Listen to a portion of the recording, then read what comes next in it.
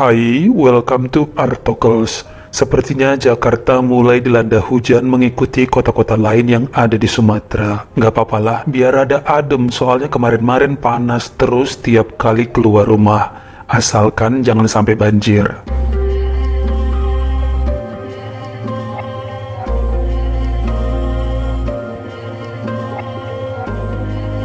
Saya kenalkan dengan seorang gadis kelahiran bulan Agustus 2002 bernama Monica Agustafia yang dulunya lahir dan mengenyam masa pendidikan sekolah dasar di wilayah Semampir, Surabaya, Provinsi Jawa Timur. Ayahnya seorang pebisnis jaringan hotel yang sempat lama tinggal di Australia. Makanya dulu Monica hampir jarang bertemu bapaknya yang kerja di luar negeri. Sampai kemudian sang ayah dipindah ke wilayah Mandaluyong, negara Filipina pada tahun 2011. Karena nggak mau jauh dari keluarga, akhirnya memutuskan mengajak Monica dan ibunya pindah ke Mandaluyong juga sejak April 2013.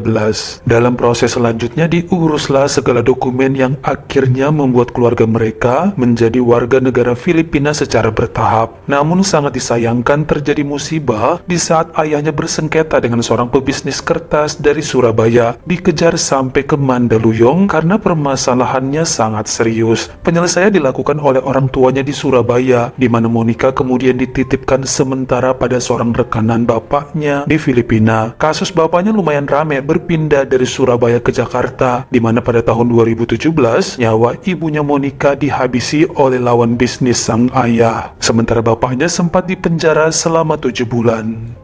Setelah bebas di tahun 2018, bapaknya kembali ke Mandaluyong dan tinggal selama 4 bulan untuk menemani Monica. Kemudian memilih kembali ke Surabaya guna kerja tanpa mau membawa putrinya dengan alasan bahwa pendidikan di Filipina lebih bagus dan nyawa sang putri lebih aman di negeri orang. Bulan November 2018, Monica sempat pulang ke Surabaya selama seminggu karena bapaknya menikah lagi dengan wanita lain. Gadis itu dikenalkan pada anggota keluarga dari mama tirinya yang super baik dan menyambutnya sebagai bagian dari keluarga besar. Monica pun balik ke Mandaluyong dan lulus sekolah pada pertengahan tahun 2020 saat pandemi. Acara kelulusannya dilakukan via Zoom, bahkan kemudian ikut ujian masuk perguruan tinggi setahun setelahnya masih dalam keadaan lockdown sampai keterima di kampus Yose Rizal Mandaluyong pada bulan September 2021. Monica tetap tinggal bersama keluarga dari rekanan bapaknya yang emang memperlakukan seperti anak kandung selama 5 tahun terakhir. Tapi tetap sang ayah mentransfer uang setiap bulannya dari Jakarta untuk semua kebutuhan sang putri, karena setelah menikah, bapak dan ibu tirinya pindah ke daerah Kuitang.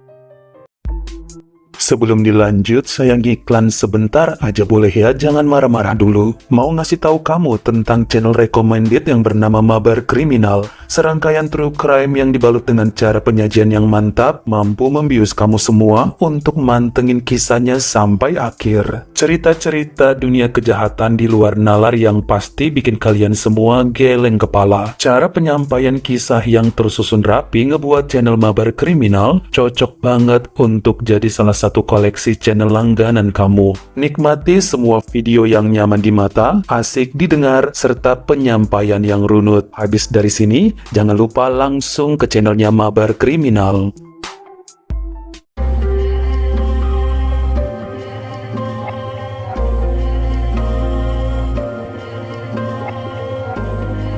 Bulan Agustus 2022, Monica mendadak menerima pesan dari seorang pria bernama Ridwan Airlangga usia 36 tahun bahwa dirinya juga berada di Mandaluyong untuk bekerja sebagai staf pada perusahaan kabel wilayah tersebut. Awalnya Monica bingung lah, itu si Ridwan siapa? Kayak nggak kenal. Belakangan dikasih tahu bahwa dia adalah adik dari mama tirinya Monica dan mendapat nomor handphone dari bapaknya Monica. Seminggu kemudian, mereka ini ketemu di kafe dan banyak cerita suka serta duka selama tinggal di negeri orang. Belakangan ketahuan juga bahwa Ridwan sudah menikah dan memiliki seorang putra di Jakarta. Dia sudah hampir setahun di Filipina, tapi baru menghubungi Monica sekarang karena kemarin-marin sibuk beradaptasi dengan lingkungan barunya.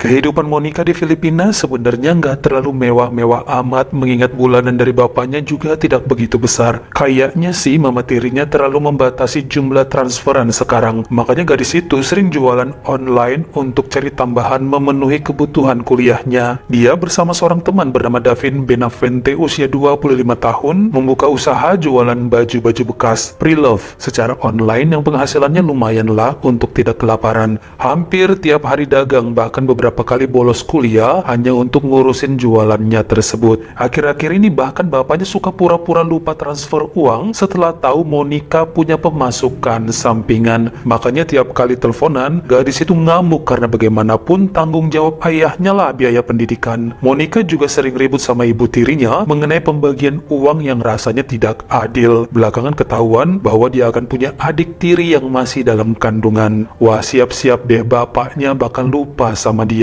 Sekarang aja banyak alasan kalau ngirim uangnya terlambat. Dulu sok-sokan mau anaknya kuliah di luar negeri karena pendidikan lebih bagus. Sekarang nyuruh berhenti kuliah karena dana sudah tidak mendukung. Bener-bener dilema ya bagi Monica yang ngejalanin hidup jauh dari keluarga. Dalam beberapa kesempatan, Monica menikmati ketemu, jalan, makan, dan nonton bersama paman tirinya. Bahkan Ridwan suka beli beberapa barang yang dijual oleh ponakannya untuk bantu-bantu keuangan. Nah, kebetulan juga selain ngejual kaos pre-love, Monica dan Davin merambah ke penjualan parfum-parfum rakitan yang ala kadarnya lah. Yang katanya SPL-nya gacor, tahan lama, dan meninggalkan jejak. Varian parfum yang katanya bikin lawan jenis klepek-klepek, serta varian aroma yang orangnya udah pergi tapi wanginya masih ketinggalan. Ada juga yang parfumnya udah pergi tapi orangnya masih ketinggalan. Itu dijual sama mereka dan sering dibeli oleh Ridwan. Senenglah Ridwan bisa makin akrab dengan Monica yang usianya masih 20 tahun. Tapi nggak pernah mau ngeceritain pada istrinya supaya nggak cemburu. Meskipun sang istri Ranti belakangan sering jadi tahu juga karena berteman sama Monica di sosial media dan beberapa kali ngelihat story gadis itu bersama Ridwan. Namun tetap berusaha positif thinking.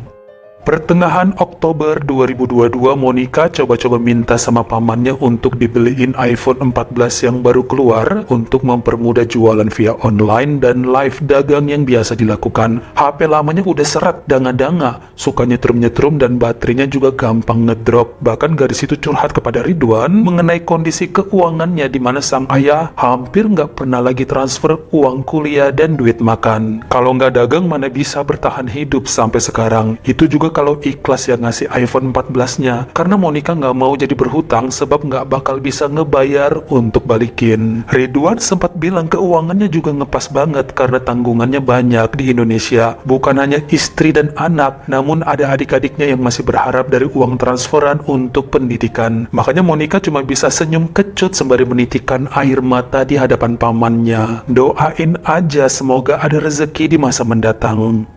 Dalam masa beberapa hari, akhirnya sama sekali dia nggak pernah membalas pesan dan sulit mengangkat telepon tiap kali dihubungi oleh pamannya. Ridwan ngerasa mungkin ini ada hubungannya dengan penolakan untuk beliin iPhone 14 kemarin. Rada ngebingungin juga karena dia mulai sayang sama Monica. Terkhusus cuma gadis itu satu-satunya saudara di Filipina. Sayang banget kan kalau harus jadi musuhan atau putus hubungan gara-gara HP. Sampai akhirnya dengan nekat lelaki itu mengajukan pinjaman pada kantornya untuk bisa ngebeliin Monica iPhone 14. Nilai kasbonnya 50.000 peso atau sekitar 13 juta rupiah, ditambah pegangan uang pribadi yang kemudian berhasil membeli jet-jet yang dimaksud. Lalu mendatangi kos-kosan Davin di mana Monica biasa berada di sana melakukan live streaming untuk jualan. Si keponakan ampe kaget dan terharu dengan perjuangan pamannya yang mengejutkan begini. Monica ampe bolak-balik sujud di tanah karena dikasih handphone impiannya secara gratis.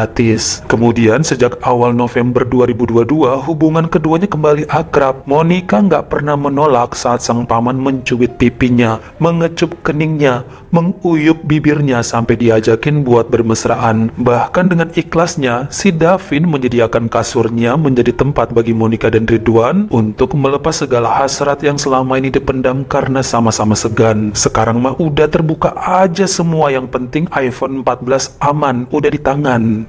Salah seorang teman kerja Ridwan yang satu mes tinggalnya sama dia bernama Nino Bailon, usia 43 tahun, mulai merasakan bahwa Ridwan ada main sama ponakannya sendiri. Padahal dulu Ridwan selalu curhat betapa dia kangen sama anak, istri, dan berharap kontrak kerjanya cepat kelar untuk berkumpul sama keluarga. Berharap tabungannya nggak kepake sama sekali supaya dijadikan modal usaha di Jakarta nanti. Kenapa sekarang dengan bangganya cerita udah ngebeliin Monica handphone terbaru serta berhasil tidur sama ponakan tirinya. Emangnya nggak cinta dan kangen sama anak istri di Indonesia? Nino juga tahu kok Ridwan minjem uang dari perusahaan karena ada yang bisikin ke dia. Ya nampaknya emang untuk ngebeliin handphone tadi. Buat info juga bahwa Nino pernah beberapa kali diajakin ketemu sama Monica dan Davin, makanya udah cukup kenal. Nino aslinya dari kota Makati, Filipina, dan sekali seminggu pulang ke rumah untuk menjumpai keluarganya.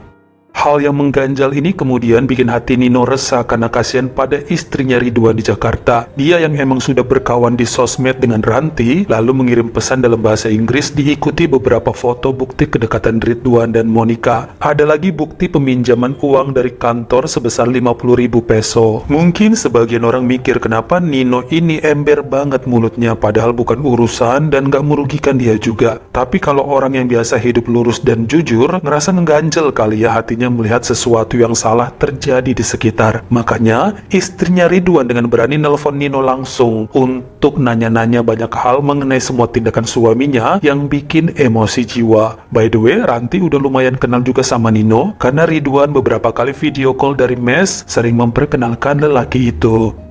Bukti-bukti ini nggak langsung dilaporkan Ranti pada suaminya, tapi diadukan pada ayah dan ibunya Monica yang bikin sang bapak marah pada gadis itu. Belakangan Monica malah jadi ngamuk pada pamannya karena mengira si Ridwan yang cerita-cerita mengenai handphone pemberiannya serta semua kelakuan mereka yang sering bermesraan. Ridwan membantah dan belakangan ngobrol sama Nino bahwa dialah yang membongkar kelakuannya. Tapi Ridwan nggak marah pada temennya itu, justru merasa ditegur dengan baik. Sadar bahwa dirinya sudah kelewatan sampai lupa dengan tujuan utamanya kerja ke luar negeri, yakni demi anak dan istri. Pada hari Senin tanggal 21 November 2022, dengan mengejutkan Ridwan mengajukan pengunduran dirinya, tapi ditolak karena kontraknya sampai pertengahan tahun 2023. Malah yang selanjutnya ngamuk ya justru si Davin, sahabatnya Monica yang selama ini ikut kecipratan dapat uang dari Ridwan karena sering mampir ke tempatnya. Dia ngajakin si Monica buat merayu pamannya supaya datang dan beli barang-barang mereka seperti dulu. Traktir lagi kayak kemarin, jangan sampai lepas pokoknya. Tapi Monica bilang ya udahlah percuma. Itu temennya, si Pak Nino yang ngejagain terus sekarang ikut campur supaya pamannya tidak ngasih kita jajan lagi. Bahkan kalau nelpon Ridwan aja, Nino yang ngangkat, sok pahlawan pokoknya.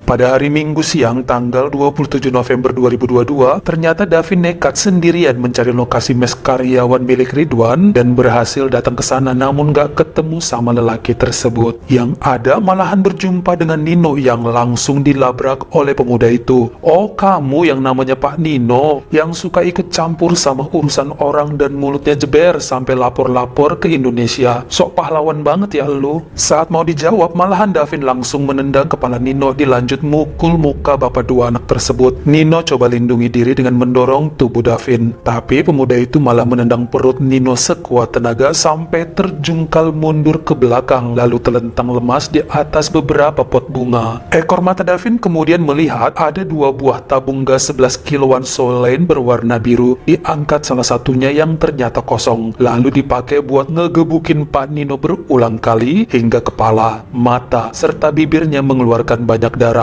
Dia sama sekali tidak bergerak tapi masih mengeluarkan suara rintihan kecil. Davin kemudian teriak, awas ya kalau masih ikut campur lagi, akan lebih parah dari ini. Pemuda itu beranjak dari sana menggunakan motornya. Sementara 5 jam kemudian menjelang pukul 7 malam, salah seorang penghuni mes muncul lalu menemukan tubuh Pak Nino yang sudah tidak bernyawa akibat lebam di tubuh serta kepalanya.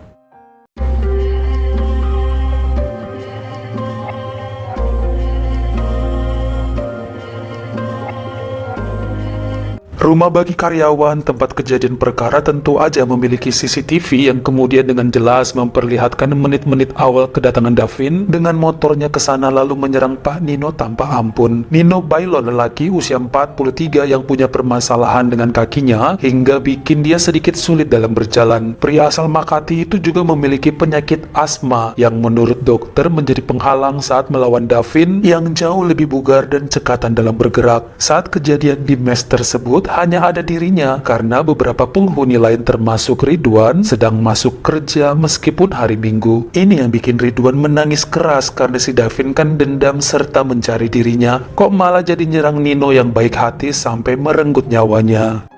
Hari Selasa tanggal 29 November 2022, Davin Benavente ditangkap tanpa perlawanan dan gak bisa berkutik karena di CCTV sosoknya terlihat jelas dengan baju hitam serta plat motornya. Dia kaget sih karena dikira gak ada kamera kali ya di tempat itu, malah menuduh bahwa perbuatan ini dilakukan atas perintah dari sang sahabat Monica. Tapi gadis tersebut membantah, bahkan gak tahu Davin bakal mendatangi mes pamannya. Emang aku kesal dan marah sama Pak Nino yang mengacaukan segala usaha nakal mereka dalam mengerus isi dompet Ridwan, tapi nggak pernah tuh ada rencana untuk menghabisi Pak Nino. Bahkan waktu kejadian di hari tersebut, Monica sedang pulang ke rumah saudara karena ada acara arisan. Menurut penelusuran pihak berwajib, emang tidak ditemukannya keterlibatan langsung gadis itu dalam kejahatan yang telah terjadi. Namun faktor-faktor pendukung seperti dendam, perselingkuhan, morotin duit serta hal lain terbukti bahwa Monica adalah dalangnya. Bahkan bapaknya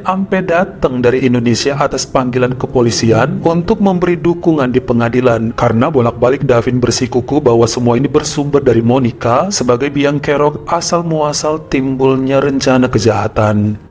Sang pengacara Dennis Gorecho yang membela Davin sangat yakin bahwa apa yang terjadi di mes karyawan itu merupakan tindakan spontan karena Pak Nino justru melawan dan tidak berusaha meredam perselisihan. Usia Davin 25, pemuda yang aktif dan tidak punya catatan kriminal. Masa depannya masih cerah dan masih bisa dibina dengan baik. Mohon untuk dipertimbangkan agar dibebaskan aja mengingat Pak Nino yang lemah dan udah sakit-sakitan, tubuhnya sangat renta. Dia meninggal akibat faktor alami yaitu terjatuh tanpa sengaja. Namun hakim dan jaksa tidak menerima pernyataan tersebut karena kelihatan banget ya gimana Davin ngangkat tabung gas 11 kilo lalu menghajar Nino berulang kali tanpa iba meskipun sudah tidak bergerak. Harusnya kalau nggak dikasih perlawanan lagi ya berhenti dong. Bahkan keterangan dari teman bilang bahwa Davin ini merupakan pribadi yang egois, gampang marah dan ngamuk, suka meledak-ledak emosinya, suka ngomel kalau keinginannya ditolak, bahkan tidak segan main tampar dan pukul kalau melawan kata-katanya. Pada hasil keputusannya per hari Senin tanggal 29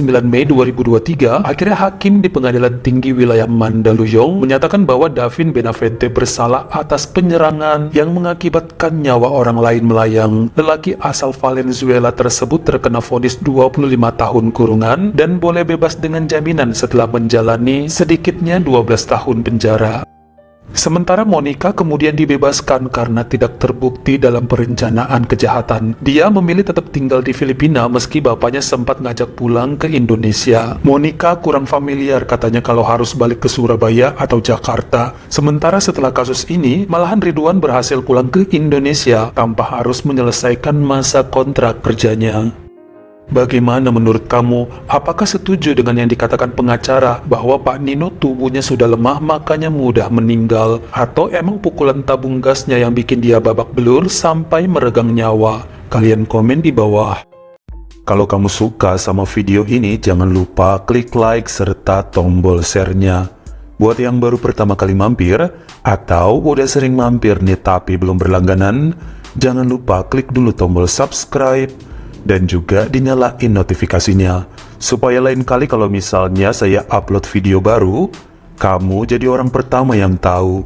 Follow juga Instagram saya jika berkenan di Artokels S-nya 2. Dan jangan lupa untuk nontonin semua video saya yang lainnya. Ingat ya, tetap jaga jari dan juga lidah kita supaya nggak nyakitin hati orang lain. Terima kasih.